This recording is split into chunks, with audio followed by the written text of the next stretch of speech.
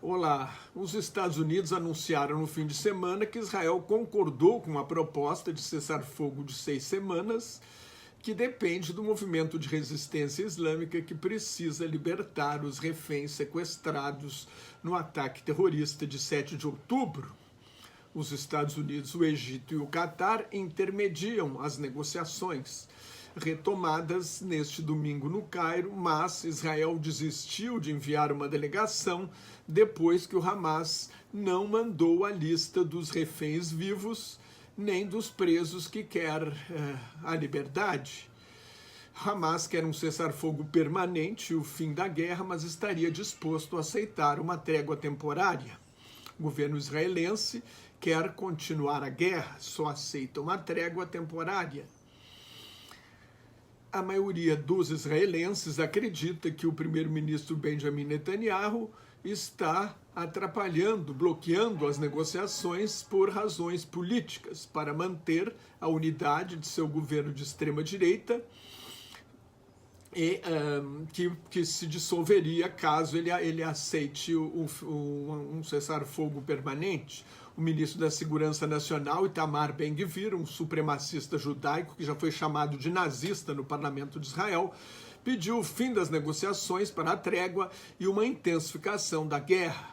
É esta a ala de extrema-direita do governo Netanyahu. Nesta segunda-feira chegou aos Estados Unidos o ex-primeiro-ministro, o ex-ministro da Defesa e ex-comandante em chefe das Forças Armadas de Israel, general Benny Gantz.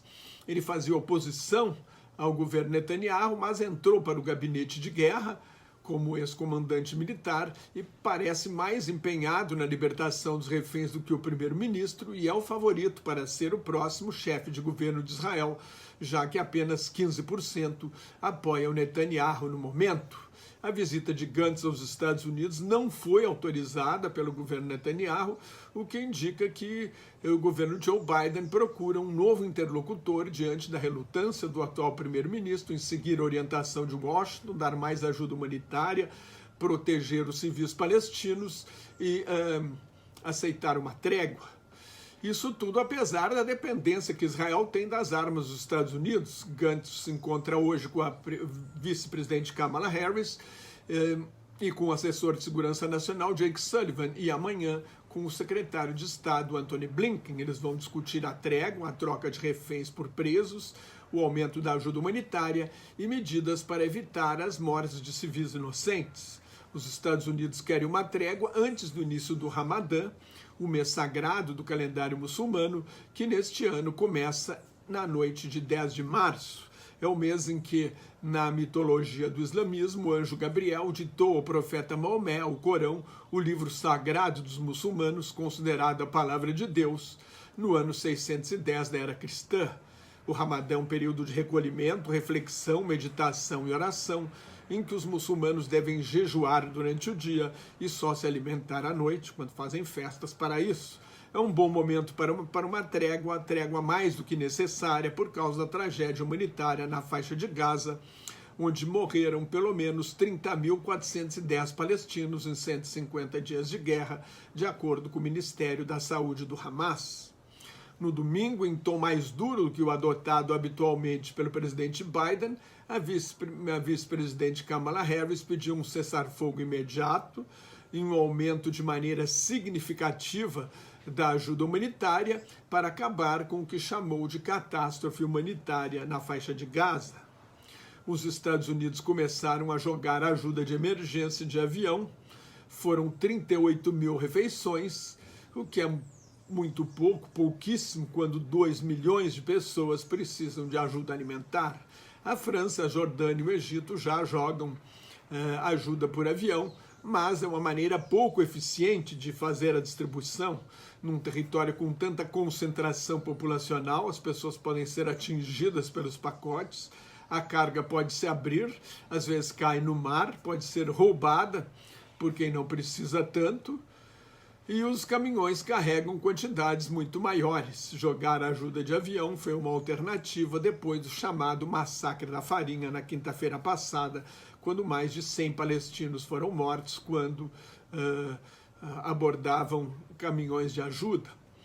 é mais um sinal do desentendimento entre os Estados Unidos e Israel. Se Israel controla a faixa de Gaza, poderia facilitar a entrada de ajuda humanitária por terra, mas não faz isso. Então o Egito, a Jordânia, a França e agora os Estados Unidos decidiram jogar ajuda de emergência de avião. A ajuda que os Estados Unidos deram, como eu falei, é muito pouco. Há 500 mil palestinos à beira da fome, 500 mil com problemas para se alimentar, 2 milhões à beira da fome, dos quais 2 milhões com problema alimentar, sendo 500 à beira da fome. Uma ajuda humanitária em grande escala exige um cessar-fogo. Em Kafir Kana, uma cidade árabe da Galileia, no norte de Israel, 1.500 manifestantes pediram o fim da guerra. O protesto foi organizado pelo Alto Comitê Árabe de Monitoramento. Milhares se juntaram à marcha dos parentes dos reféns da faixa de Gaza até Jerusalém para pressionar o governo de Israel a dar prioridade à libertação de seus entes queridos. O exército de Israel anunciou que destruiu 85% dos túneis do Hamas em Khan Yunis, a segunda maior cidade de Gaza. No sul do Líbano, o neto do Sheikh Hassan Nasrallah, líder da milícia extremista xiita libanesa Hezbollah, o Partido de Deus, seria um dos 3 milicianos mortos num bombardeio de Israel no sábado. A situação entre Israel e Hezbollah é cada vez mais tensa. O enviado especial dos Estados Unidos, Amos Hochstein, chegou hoje a Beirute para tentar negociar a paz e evitar uma guerra total. Desde 8 de outubro, Israel matou mais de 200 milicianos do Hezbollah e 500 civis libaneses. Quase 200 mil pessoas fugiram de casa dos dois lados da fronteira. O navio britânico Ruby Mar, que havia sido abandonado pela tripulação, foi o primeiro a afundar no Mar Vermelho por causa dos ataques da milícia xiita zaidita do Iêmen, Ansar Allah, os partidários de Deus.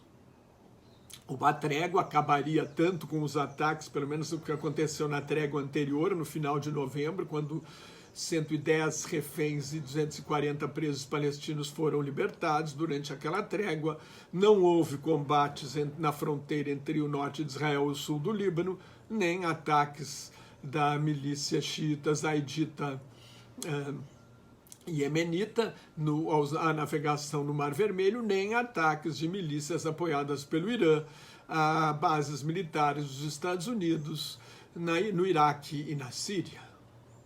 Se você gostou, assine meu canal no YouTube, que é de graça. Leia o meu blog, Globalização em Crise. Me siga no Twitter, no Instagram, no Thread, no LinkedIn e no Facebook, onde colaboro com o Grupo Quarentena News. Muito obrigado pela sua atenção. Shalom, que é paz em árabe. Salam aleikum, a paz esteja... Perdão, shalom é paz em hebraico. Salam aleikum, a paz esteja convosco em árabe. Até mais. Tchau.